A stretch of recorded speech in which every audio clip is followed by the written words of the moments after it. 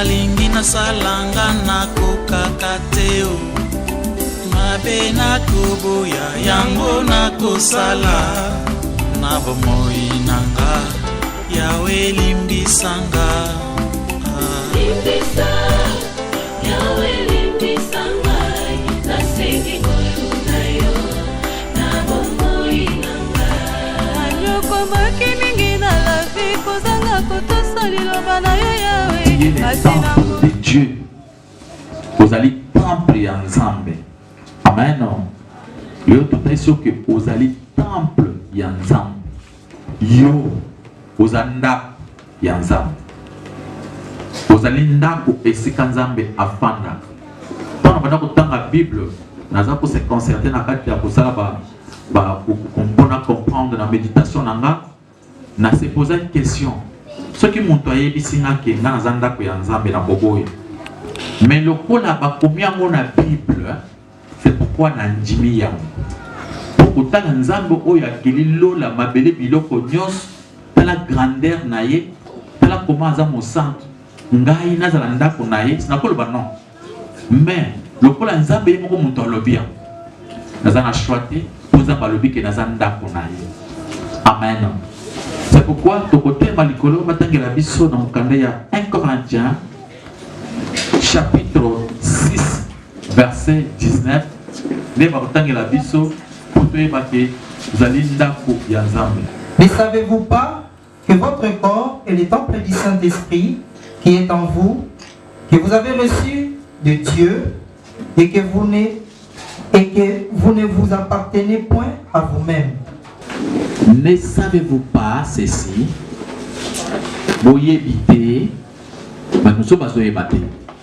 Ne savez-vous pas que votre corps est le temple du Saint-Esprit? Amen, amen. Amen, amen. Que l'Esprit de Dieu habite en vous.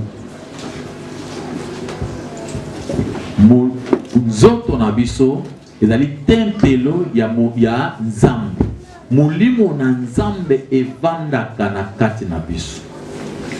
Na yebise bino ke Satan azali makasi ki abundaka azonga kasimate abimisaka milinga na zolo abimisaka moto na monoko yebise bino makambo wana ke ba bikela munyonso tango Satan telemaka ekimaka mbangu siko yoka siko place biso tolekeli ye biso zali ndako ya Nzambe. Donc Satan na ba milinga na zolo wana na ba moto asanza kawana tango azali boso na nga azomona Nzambe na kati na nga. Nani akolonga sikoyo? Nga. C'est pourquoi tout le monde matin, va tous vous poser ma question avant. Donc quand c'est nazo pesa matin pour que Satan alonga bisote. Mais il faut qu'il y ait un adversaire force naie pour y ait place ni côté ma bobete mbata mala makoya. Pambate ya kuchona achokachi na achona miri uzani moya kupema abumio. Alors ce qui est faiblesse y a adversaire au kolonga yi.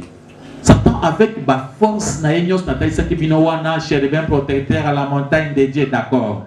Oyo azaki oser déployer toyebi azaki nyoso toyebi. Et abunda kazo akasimate milinga na zolo soki ababeti masase simba kaise le côté toyebi. Mais nous sommes le temple. Amen. Ndako ya Nzambe. Oyo azana kati na nganda keri Satan. Amen. Alors, les gens le baquet, tant que vous tamboula na nzela, selon les Nzambe moko lobi na mukanda na yeke na zanda kuna Nzambe, les gens le baquet mu Christ tant que tamboula na nzela, c'est-à-dire Nzambe ndi azo tamboula. Amen. Na telemi na Nzambe, na fani na Nzambe, na lai na Nzambe. Yango Jean na mukanda 1 Jean quelque part Bible zo ba ni posa na 1 Jean 4 quelque part lobi, petits enfants, vous êtes de Dieu. Amen. Vous êtes de qui? De Dieu. Nous sommes de Dieu. Vous allez ban Nzambe. Nzambe azana kati na biso. Parce que mulimu ya Nzambe ezana kati ya biso. Maboko pon le komo na police masti. Amen.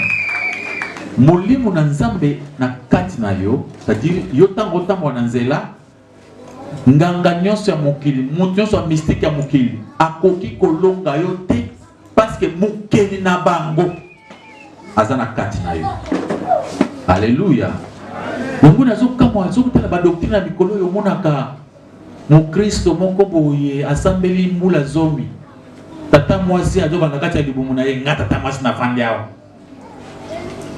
omoni ke aza mokristo te po mokristo nani avanda kati na ye nzambe ndako ya ndako isika nzambe afandaka ye moko propriété privée.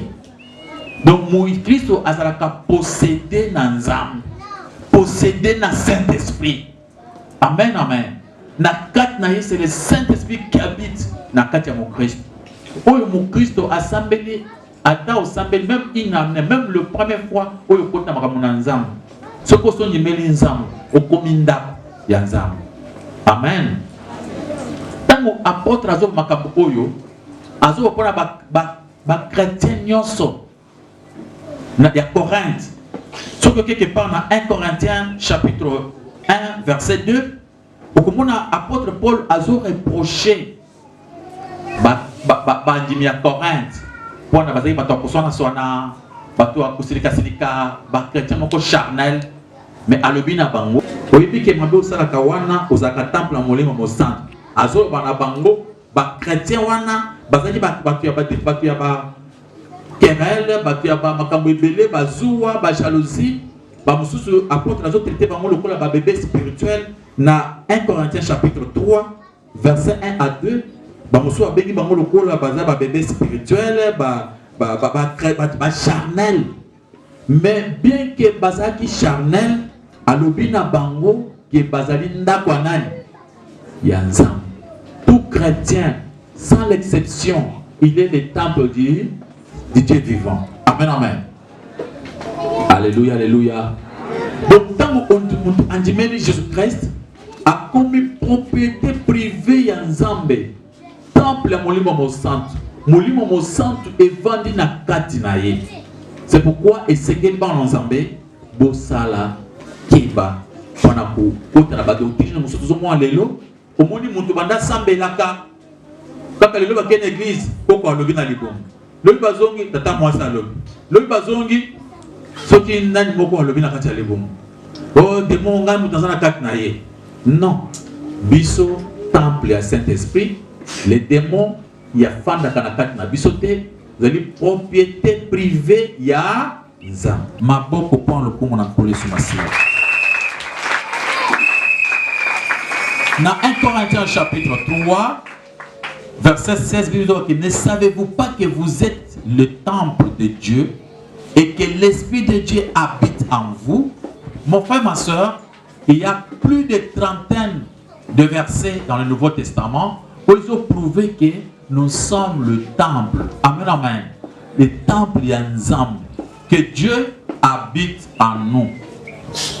Ne savez-vous pas, que vous allez temple ya molimo centre que le Saint-Esprit evanda na kati na yo habita na kati na yo ndenge ozali wana ozayo moko te oza ko s'appartenir te partout otambolaka nzambe azotambola elongo na yo bamona ba quelque chose basaka azobanga nazomona kubanga kate tala histoire ya prophète nani c'est prophète oyo azaki na kati ya ndako Libanda entouré bango. C'était quel prophète? C'était Élisée. Élisée na kati yanda Géasi abimi libanda à koti bazaki entouré par de militaires. Pour bakanga bango. Libanda kuna moyen te. Amen. Bakangi biso. Directement prophète alobi na Nzambe fungula mwana oyo miso amuna te. Tant bafunguli miso atala amuni bato bazaki kote na bango basoda bango bazaki na bango baleki basoda bazaki na moki yo oza propriété privée ndaku ya nkolo yo otambolaka yo mokote ozaka entouré na ba Michael na montagne de Dieu ezai pana yo wana siko tambola il y a des anges Gabriel ba Michael bazawana bantouré bazo protéger yo et armée céleste et tambola na yo pour que le colonayo et que comme tata na libangate parce que ba ange ba tambola na yo. Il faut seulement croire à cela. Tu les crois? Amen, amen. Tu peux croire à cela, non? Il faut les croire. Parce que ici, on parle seulement de la foi. Ce qui est au tiki konjima, makambo esili. Oyo nzamba lobi, biso tonjimi. Naza ou nzamba lobi naza. Et je peux faire ou nzamba lobi na koko sal. Amen. C'est quoi nzamba lobi naza ndako na ye, ngana njimi ki naza ndako ya nzamba. Njima ko zanda kwa nzamba. Ozanda kwa nzambe. Na kati na yo nzamba vand. Puissant, de Dieu tout puissant. Azana kati na yo, na kolonga yo. Yango apôtre Paul dit, si Dieu est pour nous, qui sera contre nous? Personne, parce que na kati na biso, Satan kadia pemba. Na koko tambola na nzela boy, na kuti kadia pemba les grands serpents, les monstres wana sans ramoto. Na kole quand même na yati na minu. Na zole, na yati na minu na ye. Ayebi déjà que mukeli muto azoleka, moyen fungula mbanga ezate na koleka na liata lo demo na minu na zo maternalité. Yango lobi, vous marcherez sur les scorpions et sur quoi le serpent. Beaucoup qui même au sur les dragons. À ça de l'autre côté. Parce que bino, vous en avez nzambe na kati na bino. Yango nzambe alobaki na Job, ceux qui ngana kitite oko longate. Ceux qui longiye, c'est parce que nazaki longo na yo. Amen, amen. Nzambe atambola ka elongo na ba chrétien nyonso. Na 2 Timothée chapitre 2 Corinthiens chapitre 6, verset 16. Apôtre le dit, nous sommes les temples de Dieu. Apôtre a prouvé, tozali ndaku ya nzambe. Ce qui est dans 1 Thessaloniciens chapitre 4, verset 8, le dit, Dieu vous a aussi donné son Saint-Esprit. Amen, amen. Tozali ndaku ya nzambe. Nzamba pesi biso Saint-Esprit. Bien-aimé, ezali kambo monene. Vous allez privilège mon aime. On n'a pas péché biso. Amen. Yango biso bake. Apôtre Paul lobi. Pour kulonga masum. Tango alonga lobi, ce n'est pas moi qui vis à moi. Christ. Amen. Maintenant Christ avant na kat na yo abandi convivre. C'est pourquoi tout celui qui n'a pas l'esprit de Dieu n'est pas chrétien. Tout chrétien, c'est celui qui a côté na porte normale à croire à un Saint-Esprit. C'est le Saint-Esprit qui te convaincre yo pour tout bela. Sans le Saint-Esprit, tu ne sauras pas confesser tes propres péchés et tu vas toujours ajouter d'autres. Il faut avoir l'Esprit de Dieu. Il y a un monde qui sala que mutu atikanzela mabe akoma malam. Tango zana ndako ya tango nzambe afanya kat na yo, nzambe muntu akotali soke koina isa mabe. Amen. Okomuna ba comportement ya kala. Oezaki na kat na yo. Ezo lungwa muke parce que okomindako ya za. Babi que l'Esprit de Dieu habite en vous. Mulimo na nzambe efandaka na kat na yo. Alors, il faut te comprendre que biso tozali na nzambe na kat na biso. Mulimo na ye yango nde ezali kosala ba programme nyonso koentraîner biso ezali kodominer conscience na biso moto asambelaka akomaka na conscience mosusu ya bana na nzambe babi l'Esprit de Dieu c'est le Saint-Esprit. C'est quoi le Saint-Esprit? Qui est le Saint-Esprit? Amen. Le Saint-Esprit c'est Dieu lui-même.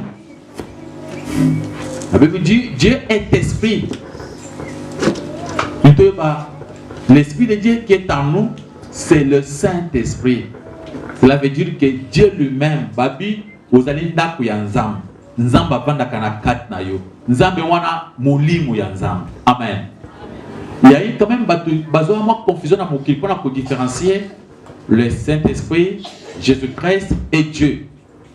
Des fois, bande konaka la Trinité, bazana RRT, Trinité bien que ils allaient dans la Bible, mais bazana a moins raison pour que Dieu le Père, le Fils et le Saint-Esprit. Amen, amen. Trois personnes en Dieu. Est-ce que nous avons trois dieux? Non. Nous n'avons qu'un seul Dieu. Alors, on ne peut pas séparer Dieu avec son esprit ou bien avec son Fils, son corps. Jésus-Christ a dit nzambe visible otomonaki na miso. Ce qu'on voyait, ce qu'on appelait Jésus-Christ, c'était le temple. Oyo, le tout-puissant, le Saint-Esprit asanini avandaki. Alléluia, alléluia. C'est comme l'homme. Si faut parler de l'homme, on voit l'esprit, l'âme et le corps. Mutu, ce qu'on fait, on divise mutu, l'ongoli moli mokotoyo, zoto kotoyo, oyo babengi ebembe, oyo lokola elima, lokola molim. Donc, c'est difficile, il faut séparer l'homme avec son esprit. Si on va séparer l'homme avec l'esprit, et ça c'est l'homme té, autre monde a mobilité. Amen, amen. C'est comme ça avec Dieu. On peut pas séparer Dieu avec Jésus ou bien avec son esprit. Donc on peut expliquer. Parce que la parole, le Saint-Esprit est Dieu. Et Dieu est amour. Donc on parle de l'homme na kat na biso. Amen. L'Esprit de Dieu là, c'est Dieu lui-même. Nzambe yemoko avant na kat na biso. La Bible dit que Dieu est amour.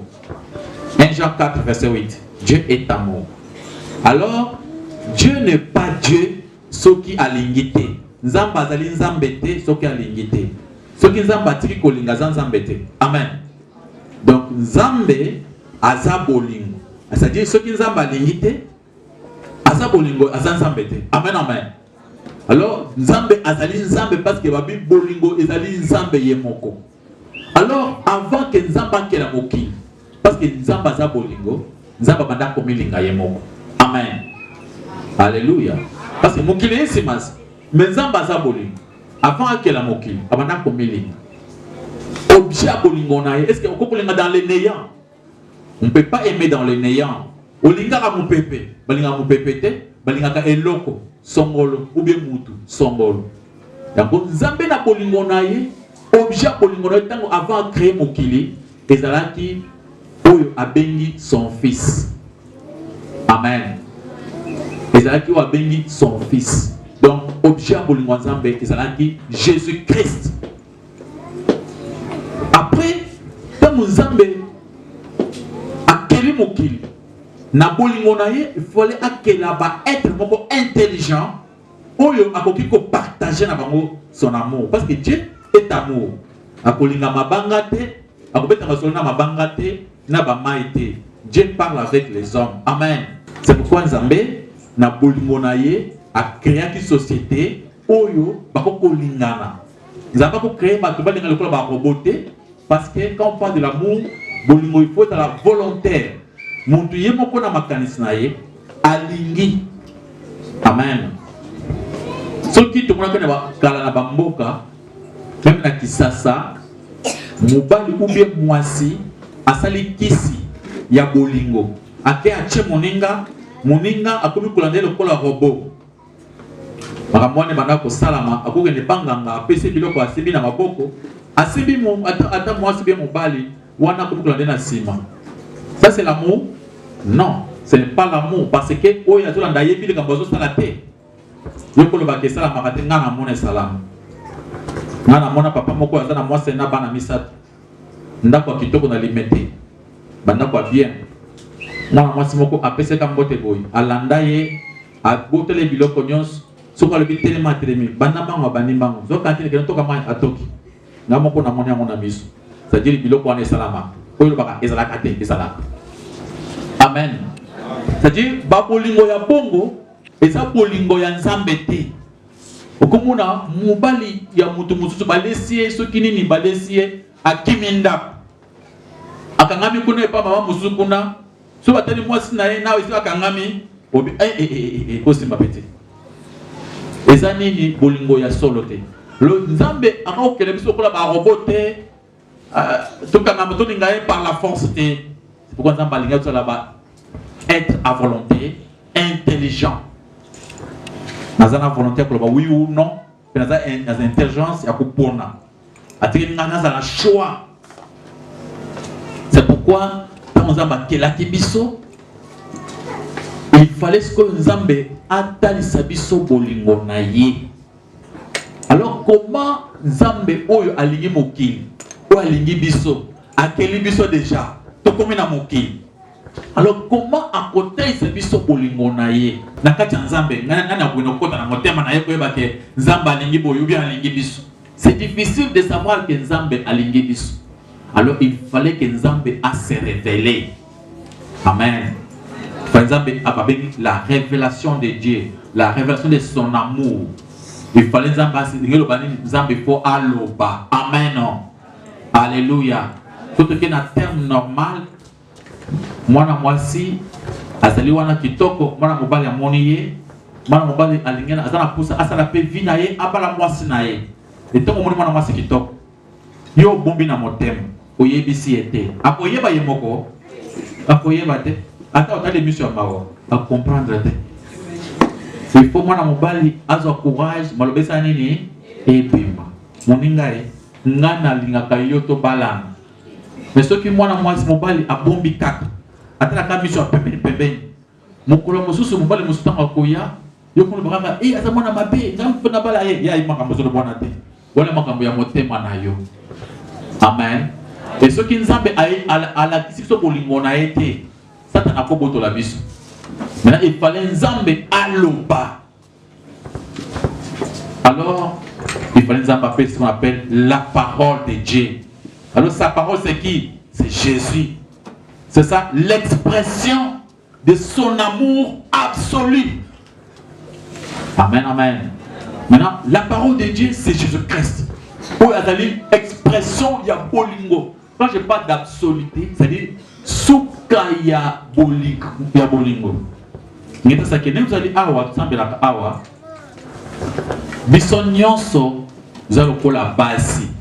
Mobali azali nzambe. Amen. Alors, omona kabato baloka bolingo na mokili.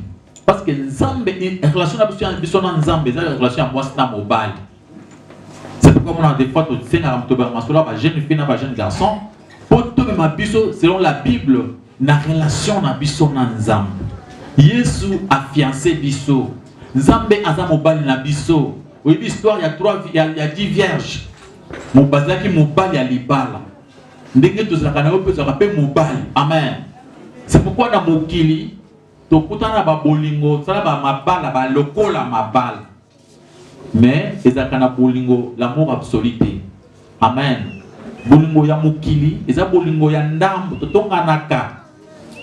Mobali atonga mwasi na pembe ya ba voisin. Ah mwasi mabe. Mobali tonga mwasi mbali mabe. Ko yebisa ete mbali mabe. Amen, amen. Oyo ka ngote et ça la marque. So na yobite comme so ko ka mpona na libana yo moko. C'est-à-dire bolingo oyo mokili eza bolingo penza ya oyo ka wana te. Ya on a dit que bandoto to lota pour to croiser bolingo. Pour to vivre ensemble. To binza ba na kat na biso. Pour vivre ensemble avec une personne oyo akoko trahir yote, oyo akoko bata mokolo moko mabe pona yote, bien-aimé. Mokolo moko ko baka mabe, mokolo so domi malam. Wala baka mabe malam mokolo nyonso, c'est impossible. Pour azanani, azali l'être imparfait amutu. Alléluia, alléluia. C'est pourquoi cet amour-là est en acte dans Jésus-Christ. Balobi, Jésus est la parole, l'expression de l'amour de Dieu. C'est pourquoi tant que Jésus ayaki na mokili, a talisi biso ce qu'on appelle l'amour. Alien na biso, na sokoli biso maboko, tulai na tolo na ye, embrassé par les prêts. Amen, amen. Ils pleuraient ensemble avec nous. C'est quel amour, mon frère? C'est ça l'amour. Ozana mpasi aleli na yo, ozana esengo, asepe na on a fait un mariage. Amen. Il nous a montré, c'est ça l'expression de l'amour absolu qui était Jésus-Christ. Mais Jésus-Christ était la parole. La parole est pour qui jamais qu'au tamboula sans le vent. N'est pas le ba awa, makamanazo le ba awa, ils a pemé nangai awa. Pour comme on a matoi na yo, mon pépende mon tememi yango. Mon pépé ils ont mis en banazo le ba pour comme on a matoi na yo. Ce qui mon pépé ils ont beta awa te, okoyo kangate.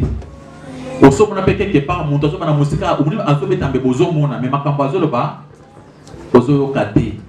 Pourquoi? Parce que boza musika mon pépé wana ekoki te comme maloba wana pour comme la yo.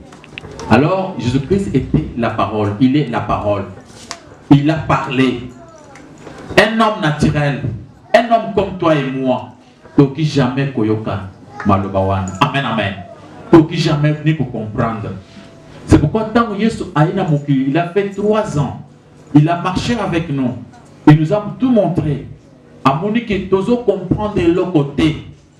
Car Pierre, vous devez comprendre mouki que vous allez Christ, mais à comment qui karaté. Yesu a le bina bango. Bino. Ngaine nakende. Bokotika la awa. Bose la mulimo mo santu eya. Amen. Yende mutu akoya kotali sabino makambo oyo ngana yebisi bino. Alléluia, alléluia. Alors l'esprit nde mutu esa ke matoi eyoka. Esprit nde mutu tambu isaka maloba. Esprit nde mutu soke epana yo nde pesi pour que on comprendre révélation wana ozana la parole. Il y a beaucoup de gens où batangi maloba batanga Bible plusieurs fois mais ba comprennate.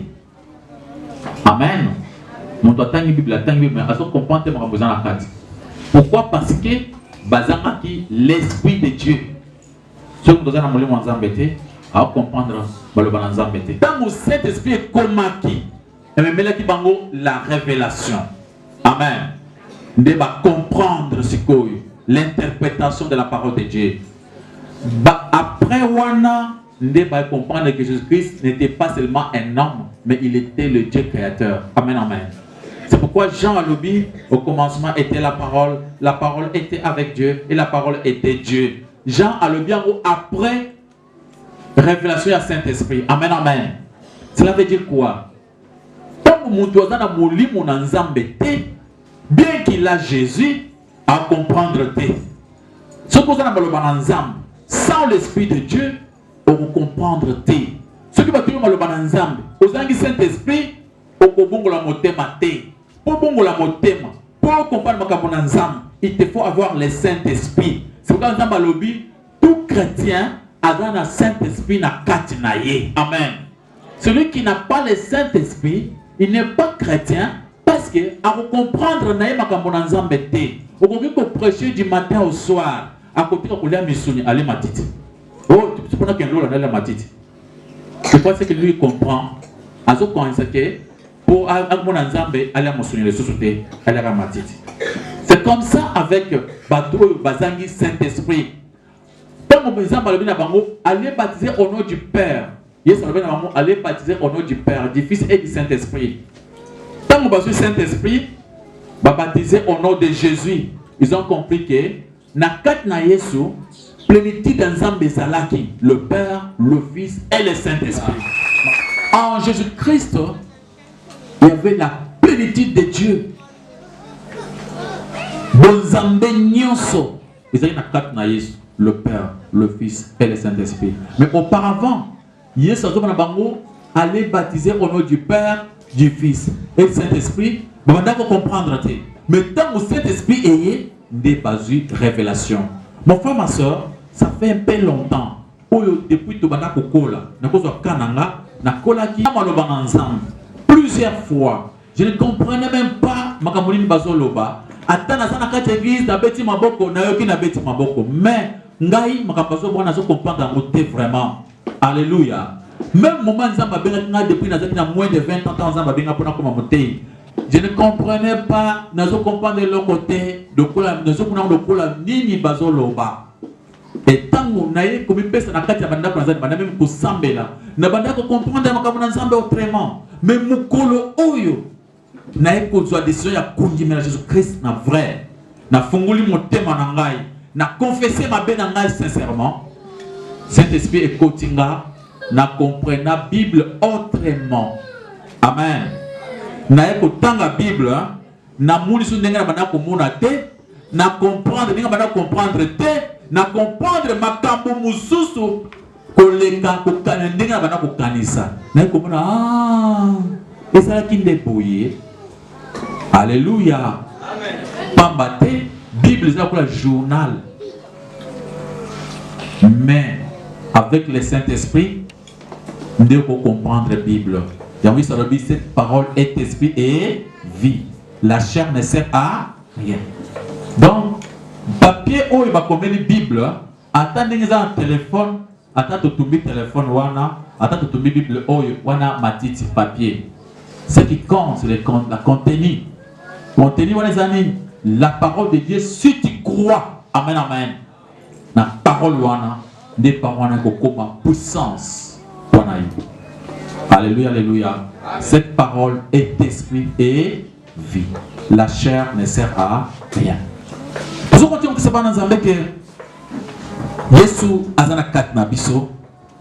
Alors, quand Yesu nzamba koti na kat na biso, c'est pour nous transformer. Quand on a commis temple ensemble, à koti na kat nanga, pour que tant on a posé la Bible, na comprendre la parole de Dieu. C'est pourquoi mon frère, ma soeur, il faut au niveau de Jésus-Christ na vrai. Tant on y a ce koti na kat na yo, à koti koina. Amen. On peut sentir façon que les autres kendozo y batté. Alléluia. Akuti mawa.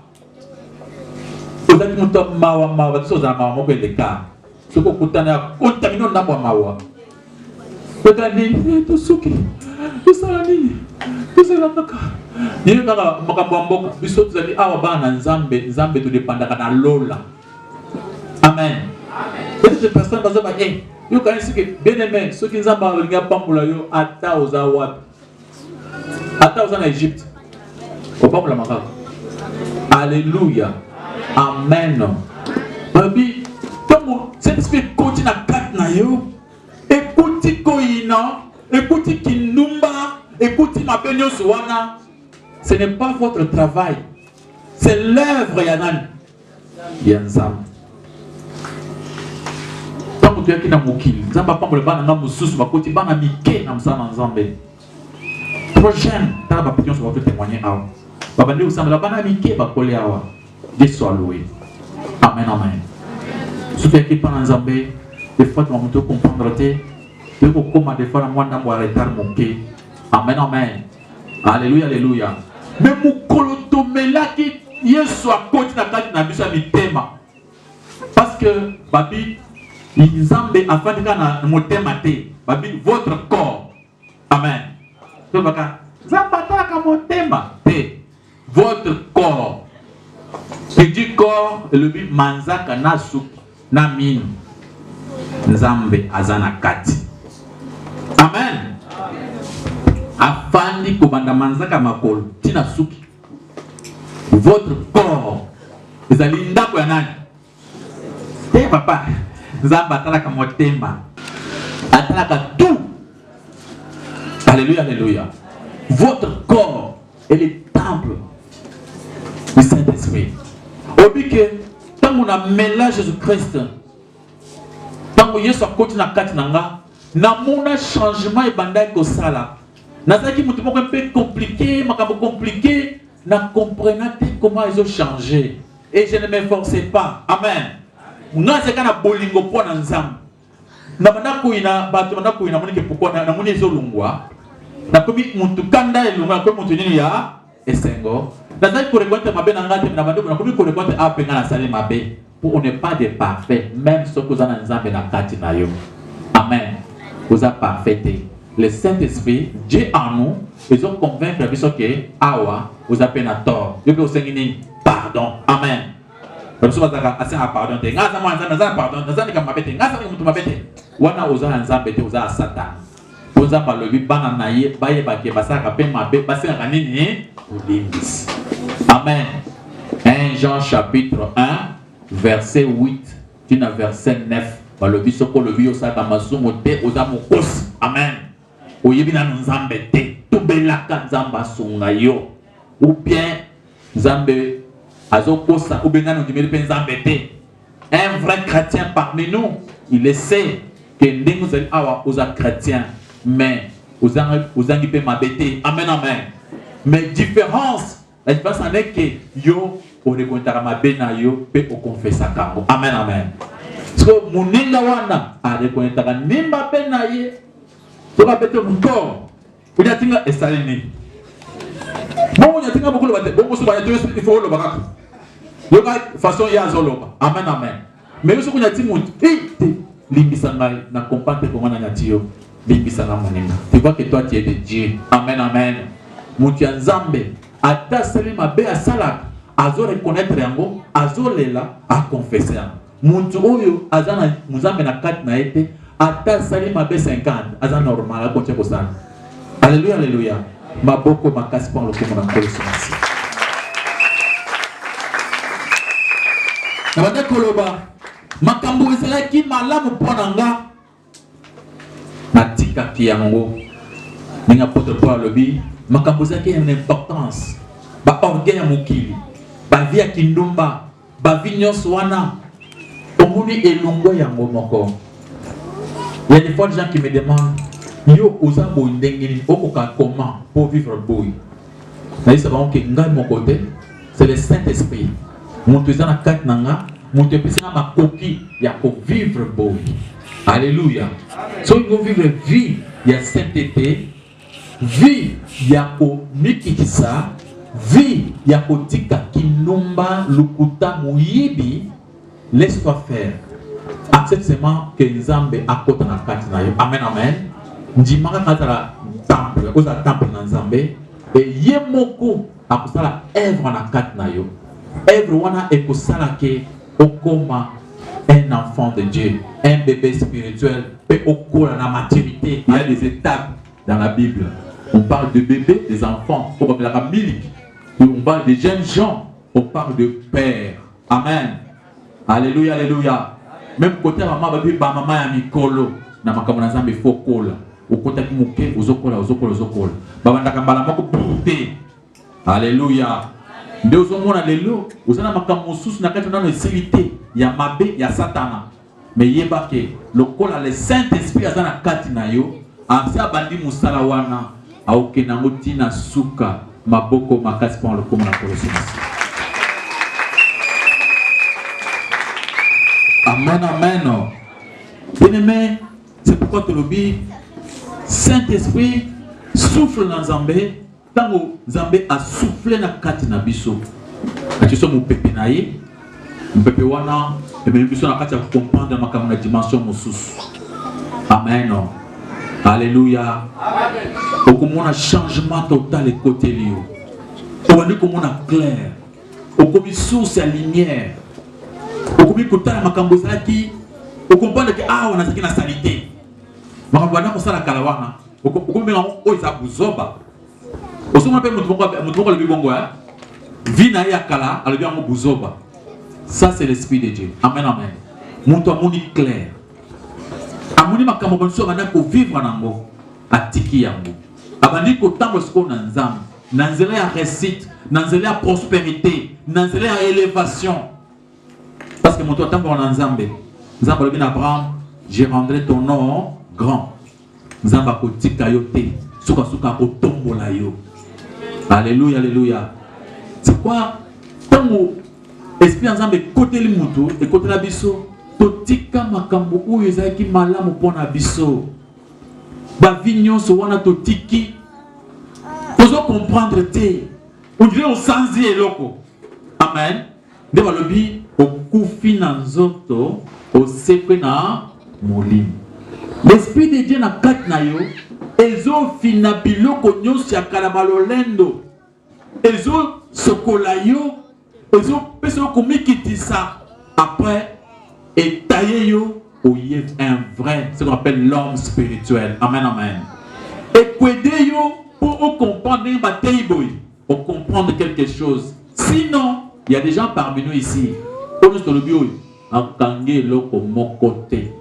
C'est quoi? L'Esprit de Dieu. Accepte Christ dans ta vie pour comprendre ma camonanza. Pour comprendre le sens de Bolingo. Cet esprit ça que to yeba Christ peut te manifester Jésus-Christ. Peut manifester vie à Jésus-Christ. Oui, apôtre Paul le dit. Ce n'est pas moi qui vis, mais c'est Christ qui vit en moi. Et c'est que tu vas mon Jésus na kat na yo. Tu vas que moi mon va changer. Toi, tu vas mettre ta maçonnerie. Moi, la maçon a changé. Amen. Et comme on a un look, on a un makambo banda kosala, babité. Oh, ils alliés à Kalate. oaza ya sika. Amen. Pour mon comportement, ça c'est l'œuvre du Saint-Esprit. L'œuvre de Dieu où il y a un attaque na biso. Zaka na kati ebandeli, donc na profondeur. Pour tout taille sa ban nzambe, mulsala ni le Saint-Esprit a salak. Amen. Ndenge ozali wana mulimo na nzambe ezala pourquoi pour convaincre yo que oiza mabe, oiza malam, tambola boy, tika koina, tika ko sala boy. C'est pourquoi Galates chapitre 5 verset 22 et d'autres biso le fruit de l'esprit. C'est un neuf. Saint-Esprit est compris sur le bolingo, l'amour.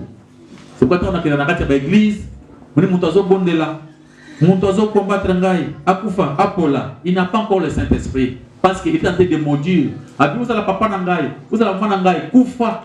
C'est-à-dire il n'a pas l'amour de Dieu. Dieu est amour. Zambalobi, priez bien pour ceux qui vous maltraitent. Faites du bien à ceux qui vous haïssent. Seigneur, bato bazo combattre nga. Natia wana maboko na yo. Limbisa bango pour ba éviter loko bazo ça. Ça c'est quelqu'un qui est habité par l'Esprit de Dieu. Amen. Donc tous les sorciers là, baza bikela monani. Zambo avant na kat na yo. Ya alini ba vivre yo alini abu mabango. Ya tiki bango ba vivre. Bi Dieu nzamba na isengote ya lewa ya muto masomo. C'est pourquoi on comprend avec beaucoup de facilité que tant que vous avez mon livre dans un kat na yo, ba démon ba collaboration na kat na yo te. C'est impossible que un chrétien démon ba na kat na yo. Ceux qui démon ba na kat na yo, na no comme mon Christ te. Bien au côté de l'église, mon coco va préparer ma chrétienté. Va se former, va la posséder. Pour l'église, on va se former ma chrétien. Il n'y a pas que Nakei, Nazongi. On y met ça depuis Karo, ça fait 5 ans, Nazali. Yo, 5 ans déjà. Babika, mon colombo, qu'on y met dans Zambé. Dans le premier jour, on y a un demi, c'est fini. Amen. C'est pourquoi Saint-Esprit, l'amour. Okomona mutu akomi na bolingo alinga bato nyonso akomi gentil elongi akanda biso basaka soko ata ozo ata yo zaki na ozo kene makambo no soko croiser ye parce que tellement ngabo mbala moko yo pe ozo motema passe na sele nini o tinya zaka mutu bakanda na ye ya possession azaka na ngata bato tamiso akanda ya ye za bongo ya makila ya satan. Amen, amen. Moi en Nzambe azana ce qu'on appelle la joie, le fruit de l'esprit. Après l'amour il y a quoi? La joie. Mona on a se amoké. Amen. Ce que croiser au sekindam. Amen. Il faut ça la bongo. Ce mon tasse amonio. Bonjour. Ah c'est qui? Je peux vous saluer. Vous ça bonjour. Quoi? Vous comprenez? Ça ce n'est pas le Saint-Esprit. Babi la patience. Mutu oyo a comme le Saint-Esprit wana après nous avons fait na kat naé au comment na mutu na commis un homme patient. Quand on parle de la patience, nous avons quelque part, au même mukumba, aux autres charge, mais aux autres c'est la peau au qui dit. Ils ont bon côté. Aux autres vendent à l'aise, ils ont patience. Nous avons vendu à l'aise, ils ont mis la maille, ils ont patience. Quand ils ont plaisir, quand on parle de patience, c'est-à-dire, tant que vous avez ma casse na vie na ye, ils ont patient. Amen, amen. À quoi vous avez longtemps mariage, à quoi vous avez longtemps le col à maman traza qui longtemps moana. Amen, amen. Après vous avez patient pendant tant que vous avez vie. Après vous allez m'aber pour au moins la réaction na ye 18 ans. Amen. Parce que quand il y a patience, nous devons changer de décision par rapport à quoi il y a des besoins qui déjà. La patience, la bienveillance, la maîtrise de soi. Moi, mon toit a maîtrise. À ce moment-là, on lobby, à ça lobby, à ce qu'on appelle la maîtrise. Tu vas dire que maman. Papa, il y a le 50. Donc, la machine, il y a d'autres dames comme ça, avec beaucoup de facilité. Donc, Azanga maîtrise de soi. Amen. C'est-à-dire, Azanga Moli Momo. Le Saint-Esprit, c'est la maîtrise. Celui qui a l'Esprit de Dieu, Azanga toujours a maîtrise à Kamakambo. Amen. Les Kambo, calme. Azo gérer en vous. Ça c'est l'Esprit de Dieu. Amen, amen. Les chrétiens, azali temple ya Nzambe. Oyo azana kati ya chrétien azali Nzambe ye moko. Makambo nyonso mpona kozwa yango ezana effort yo kosala te. Ephésiens chapitre 2 verset 8 et 9 elobi, c'est par la grâce au moyen de la foi. Nzambe asi apesi biso makambo oyo nyonso. Tokota na jeune te mpona kozwa Saint-Esprit. Na koti jeune pour le Saint-Esprit, na 25 jours, après na kosala 40, après kosala 100, 400. Non. Amen. Le Saint-Esprit c'est un don. Cadeau. Cadeau, c'est-à-dire on méritait té. Ce qui est au Saint-Esprit dans le service à jeune au salaka, yo méritati. On est allé au Nzamba pesa kate. On est au dans Osumba. Amen. Au Nzamba pesa gratuitement. Na Ephésiens dit, cela ne vient pas de vous pour que personne ne se glorifie. Vous avez un malam, c'est un don, un cadeau. Vous avez un jeune naïo, pour vous avez un contact dans Zambé, en communion dans Zambé, c'est bien. Mais, Mouli Moussa, tu vas payer ça gratuitement. Amen. Et ça dit cadeau. Tu viens de Mouli Moussa, tu n'as pas de prière. Non, crois seulement. Si tu crois, tu as l'Esprit de Dieu. Tu deviens un enfant de Dieu. Tout est possible. La foi en Jésus-Christ. Et cette foi, c'est pour ça que tu vas sentir bon Zambé, tu vas dire pour ça. Tu vas sentir Zambé à Tambousabiso. Tu vas sentir que non. Tu vas dans le monde moussous, tu vas dans le monde moussous. Notre façon de faire, de comprendre les choses, échanger et développer. Amen, amen. Notre amour envers les autres et s'approfondir. Pardon est comme une facile. C'est un passage obligé pour Nzambe à ce planayo. Le pardon. Il y a des gens parmi nous qui ne pardonnent pas. Na limbisme na bosanité bomba Nzambe pe akobomba ya yo mala makambo ezakona ndolo nyoso Nzambe akobomba la yo. Oyo ngobomba ya bato hein. Nzambe akofungula ba mal ya makambo mabe osala. Amen, amen. Nzambe lobi, si vous ne pardonnez pas aux hommes, Nzambe peut arrêter.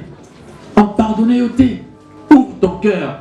Accepte que Jésus-Christ puisse habiter en toi. Jésus lobi, nazana porte na beta kaka. Ce que fongoli na kokota. Amen. Tout dépend de toi d'accepter Jésus-Christ. Ce que accepter Jésus-Christ, au bandi, Yesu akopesto makoki wana nyonso to tukoloba awa. Nous sommes encore en chemin dans notre comité pour comment la fois prochaine pour expliquer ma camusu ebele ou itikani na sima pour comment le Saint-Esprit agit en nous. Amen, amen. Les lois les akara pour voir que avant d'akana kati na biso. Maboko makasi pa comme na police masia. Milolo.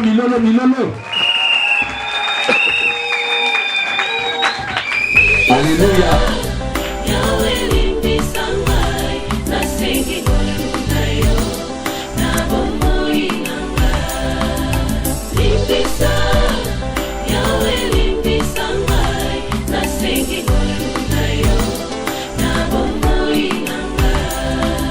Malamu nalingi nasalanga nakokaka te, mabe nakoboya yango.